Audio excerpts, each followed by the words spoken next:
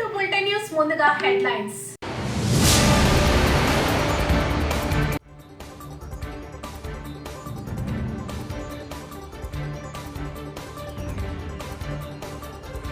దిల్ రాజు ను తీసుకెళ్లిన ఐటీ అధికారులు.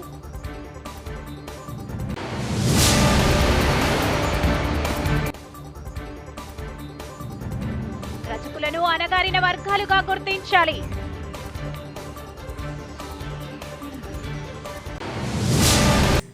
బిగ్ బ్రేకింగ్ న్యూస్ చూస్తున్నాం. దిల్ రాజును తీసుకెళ్లిన ఐటీ అధికారులు. దిల్ రాజు ఇంట్లో 4 రోజుల పాటు కొనసాగిన ఐటీ సోదాలు. దిల్ రాజు ఇంటి నుంచి కీలక డాక్యుమెంట్లు స్వాధీనం. ప్రస్తుతం దిల్ రాజును సాగర్ సొసైటీలోని శ్రీ వెంకటేశ్వర క్రియేషన్స్ కార్యాలయానికి తీసుకెళ్లినటువంటి అధికారులు. ఎస్వీసీ కార్యాలయంలో కొనసాగుతున్న ఐటీ సోదాలు.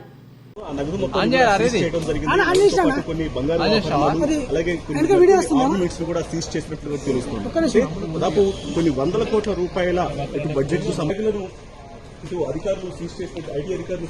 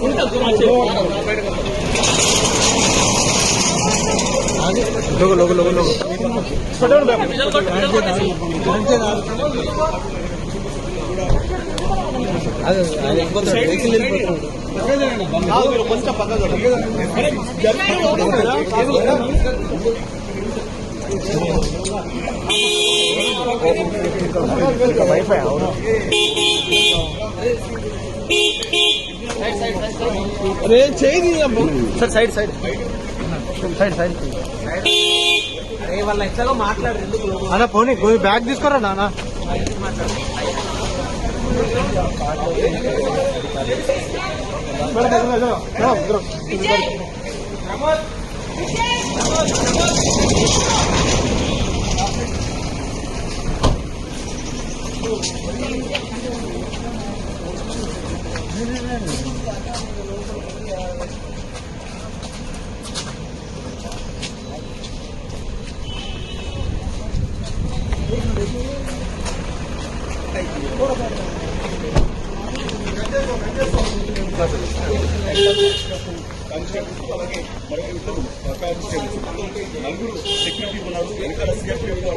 శ్రీకాకుళం జిల్లా పలాస మండలం బొడ్డుపాడులో మావోయిస్ట్ అగ్రనేత చలపతి అంత్యక్రియలు.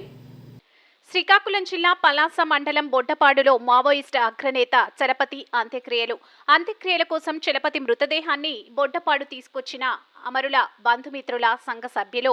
ఛత్తీస్గఢ్ ఒడిశా సరిహద్దులో మంగళవారం జరిగిన ఎన్కౌంటర్లో మరణించిన చలపతి మావోయిస్టు పార్టీ కేంద్ర కమిటీ సభ్యుడు. చలపతిపై ₹1,00,00,000 రివార్డ్.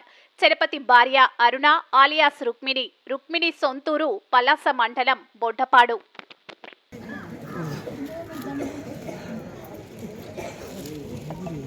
हमारा है कामरेड रामचंद्र रेड्डी, हमारा है कामरेड रामचंद्र रेड्डी. హత్య చేస్తున్నారు. మావోయిస్టుల పేరుతో ఆదివాసీ హననానికి కంకణం కట్టుకొని వాళ్ళందరినీ కూడా చంపేస్తూ హత్యలు చేస్తూ దాన్ని సమర్థించుకుంటూ మావోయిస్టుల పేరుతోని వాళ్ళందరినీ చంపివేసి అక్కడి నుంచి పంపేసి అక్కడ ఉన్నటువంటి ఖనిజ సంపదను పెట్టుబడిదారులకు కట్టబెట్టడానికి జరుగుతున్నటువంటి కుట్ర ఇది అని చెప్పి బంధుమిత్రుల సంఘంగా చెప్తున్నాము. ఈ ఆదివాసీల్ని క్యాంపులకు తరలించి వాళ్ళని సహకరించిన వాళ్ళని ఇన్ఫార్మర్లుగా ఉపయోగించుకుంటూ సహకరించని వాళ్ళని ఈ ఎన్కౌంటర్లో 10 మందిని చంపివేయాలి, లేదంటే 20 మందిని చంపివేయాలి. నిన్న ప్రకటించడం ఏం ప్రకటించారు? 28 మంది చనిపోయారని చెప్పి ప్రకటిస్తున్నారు. ఎక్కడి నుండి 28 మందిని చంపేశారు? మావోయిస్టు పార్టీ అంతిమశ్వాస తీసుకుంటుంది అని చెప్తున్నారు. అసలు మావోయిస్టు పార్టీలో మనుషులే లేరని చెప్తున్నారు. మరి 28 మంది, 30 మంది, 40 మంది ఎట్లా వీళ్ళని ఎవరిని ఎట్లా ఎన్కౌంటర్ చేస్తున్నారు, ఎవరిని చేస్తున్నారు అనేది మనకి తేట తెల్లబోతున్నటువంటి విషయం ఇది. అంటే మావోయిస్ట్ పార్టీ సభ్యులు కాదు వీళ్ళు, ఆదివాసుల్ని చంపేస్తున్నారు. అది వాళ్ళే చెప్తున్నారు ఇంకా. కాబట్టి ఈ విధమైనటువంటి అసలు ఆదివాసీ ప్రాంతాల్లో వాళ్ళ ఇష్టం లేకుండా అక్కడ ఒక క్యాంపును కానీ ఇంకా ఏదైనా సరే ఒక కట్టడాన్ని కానీ దేన్ని కూడా అక్కడ నిర్మించడానికి అవకాశం లేదు. నువ్వే రాజ్యాంగబద్ధంగా 5th షెడ్యూల్లో భాగంగా వాళ్ళ ఇష్టం లేకుండా నువ్వు ఏది చేయడానికి వీలు లేనటువంటి పరిస్థితుల్లో అక్కడ సైనిక క్యాంపులు పెట్టి ఒక్కొక్క సైనికుడికి 9 మంది ఆదివాసీలకి ఒక్కొక్క పోలీసు లెక్కన అక్కడ ఉన్నారు. ఇవి లెక్కల ప్రకారం, వాళ్ళు సైనిక క్యాంపుల లెక్కల ప్రకారము మనకి తెలుస్తున్నటువంటి విషయం ఇది. ఇంత ముందర కాశ్మీర్లో 6గురికి ఒక పోలీసు ఉన్నాడు, ఒక 6గురు పౌరులకి ఒక పోలీసు ఉన్నటువంటి పరిస్థితి.